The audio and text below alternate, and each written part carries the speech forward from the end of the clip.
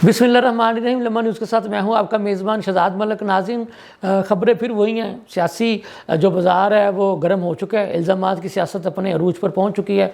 बिलावल भुट्टो ज़रदारी साहब रोज़ाना की बुनियादों पर अपने सियासी मुखालफिन का कभी नाम लेते हैं, कभी नाम लिए बगैर जो है ना वो नश्तर बरसाए जा रहे हैं। आज भी चित्राल के जलसा में उन्होंने जो है वो अपने सियासी मुखालफिन को आड़े हाथों लिया और नाम लिए बगैर उनको आड़े हाथों लिया। कभी वो नून लीग को महंगाई लीग कहते हैं, कभी वो उनके जो लीडरशिप है उनको 70-70 साल के बाबे करार देते हैं। हालांकि एक दिन पहले मौलाना फजल रहमान साहब ने ये कहा था कि शायद उनका ये जो 70-70 साल के जो बाबे वाला जो बयान है हो सकता है कि उन्होंने अपने वालिद मोहतरम के लिए कहा हो। इसमें कोई शक नहीं, उनके अपने वालिद मोहतरम की उम्र भी 70 साल के ही करीब है। नवाज शरीफ साहब की उम्र भी उतनी है, चेयरमैन पीटीआई की उम्र भी उतनी है, मौलाना फजल रहमान साहब की भी उतनी है, शहबाज शरीफ साहब भी उसके करीब करीब ही हैं।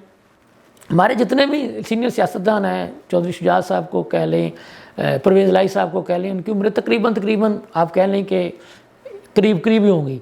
लेकिन आज बिलावल भुट्टो ज़रदारी साहब ने एक बात क्लियर की है कि मैं इन 70 साल का जो लोग हैं इनके ख़िलाफ़ नहीं हूँ। इनकी जो पुरानी जो सियासत है, जो 70 साल जो इनकी जो सियासत है, इनका जो सियासत का जो तरीक़ाकार है, मैं उसके ख़िलाफ़ हूँ। यानी आज उन्होंने अपनी बात की तशरीह की है। शायद हो सकता है कि ये जो फजल रहमान साहब ने उनको जो है वो जवाब दिया था कि ये आपका इशारा शायद अपने वालिद मोहतरम की जानिब है, तो हो सकता है कि ये बिलावल साहब ने फजल रहमान साहब की उस जो है ना बात पर आज अपनी बात को वजाहत के साथ पेश किया है। तो लेकिन बहरहाल उन्होंने ये कहा कि जी ये, फिर उन्होंने साथ आज एक और भी बड़ा इंकशाफ किया है।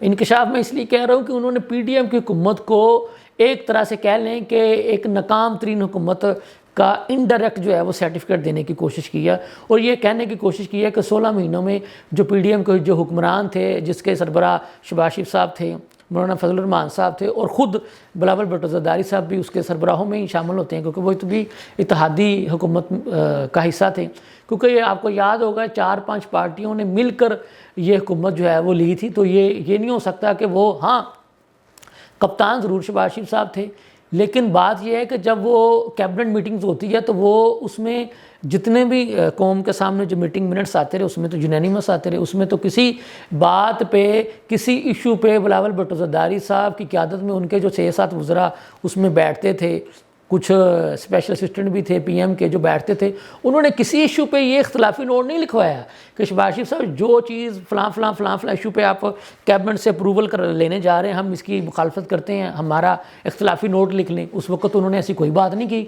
लेकिन अब वो कह रहे हैं कि जी उन 16 महीनों में शहबाज शरीफ साहब जो थे वो अपने मुखालफिन को, जो सियासी मुखालफिन थे, उनसे इंतकाम लेने में लगे हुए थे और अपने जो केसेस थे उन्हें क्लियर करवाने में लगे हुए थे। मतलब उन्होंने एक तरह से चेयरमैन पीटीआई के मौक़िफ़ की तईद की है कि ये जो पीडीएम की गवर्नमेंट आई है ये अपने केसेस को क्लियर करवाने के लिए आई है और जनाब सियासी मुखालफिन को दबाने के लिए आई है। अब चूँकि वो ख़ुद उस हुकूमत का हिस्सा रहे हैं और उनकी जानिब से इस किस्म का बयान आना बहरहाल ये बड़ी बात है। तो चूँकि ये बात उन्होंने जलसे में की है, जब कभी वो यकीनन मीडिया के सामने आएंगे, प्रेस कॉन्फ्रेंस होगी, तो हमारे जो मीडिया के दोस्त हैं वो इस बाबत उनसे ज़रूर दरियाफ़्त करेंगे। लेकिन मुझे यकीन है कि इस बाबत जो है शहबाज शरीफ साहब से ही पूछा जाएगा, फजल रहमान साहब से ही पूछा जाएगा। बहरहाल इल्ज़ामात की सियासत इस वक्त अपने बामे अरूज पर पहुँच चुकी है। और यहाँ ये भी है कि जो इनके वालिद मोहतरम आसिफ अली ज़रदारी साहब वो इलेक्शन कमीशन पर अपने एतमाद का इजहार करते हैं, लेकिन बिलावल भुट्टो ज़रदारी साहब के बयानात को देखा जाए तो उससे ये तज़ाद जो है वो नज़र आता है कि शायद उनको इलेक्शन कमीशन पर एतमाद नहीं है, क्योंकि वो बार बार लेवल प्लेइंग फील्ड की बात करते हैं। मैं समझता हूँ कि इलेक्शन कमीशन को भी उन्हें बुलाना चाहिए, पूछना चाहिए कि वो क्या लेवल प्लेइंग फील्ड जो है जो उससे उनको नहीं मिली, जिसकी बाबत वो बार बार जो है वो अपने बयानात को दोहरा रहे हैं। यकीनन इलेक्शन कमीशन वाले उनसे पूछेंगे और पूछना भी चाहिए, क्योंकि एक तरफ तो ये खुद ही, अगर आप इन सियासतदानों के बयानात को उठाएं तो ये खुद ही इलेक्शनों के मतलब इस किस्म के बयानात दे रहे हैं कि जिससे वो जो है ना खुद ही अबहाम पैदा करने की कोशिश कर रहे हैं।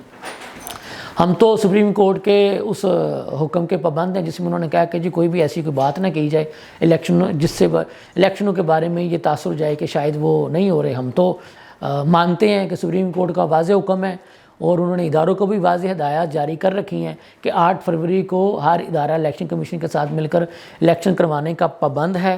ہم تو یہی دیکھ رہے ہیں کہ الیکشن 8 فروری کو ہی ہوں گے، اور بہرحال الیکشنوں میں عوام جس کو منتخب کرتے ہیں یہ تو عوام کا حق ہے۔ استحکام پاکستان پارٹی میں آج پھر جہانگیر ترین صاحب سے ایک سابق ایم این اے ملے، انہوں نے شمولیت اختیار کی ہے۔ پیپلز پارٹی والے بھی زور لگا رہے ہیں، اور جناب نون لیگ والے بھی زور لگا رہے ہیں۔ نواز شریف صاحب کا سندھ کا دورہ ترتیب دیا جا رہا ہے، دیکھیں آنے والے دنوں میں سیاست کس کروٹ بیٹھتی ہے۔ میں یہ لفظ میں روز اس لیے استعمال کرتا ہوں، سیاست ہے ڈے ٹو ڈے کا بزنس، بلکہ ڈے ٹو ڈے سے بھی آپ کہہ لیں کہ یہ لمحہ بلمحہ، جیسے ہمارا چینل کا نام ہے لمحہ بلمحہ، سیاسی بھی لمحہ بلمحہ کا جو ہے نا وہ صورتحال اس کی بدلی ہوتی رہتی ہے۔ تو اس کے ساتھ ہی اپنے میزبان شہزاد ملک کو اجازت دیجیے، کل کسی نئے ایشو پر، کل کسی نئی خبر کے ساتھ آپ کی خدمت میں پھر حاضر ہوں گے۔ تو میں امید کرتا ہوں کہ آپ ہمارے بیل آئیکن کو بھی جو ہے وہ ضرور دبائیں گے، تاکہ ہمارے جو خبریں آپ تک پہنچی رہیں، اور آپ ہمارے چینل کو بھی ضرور سبسکرائب کریں گے۔ اللہ حافظ۔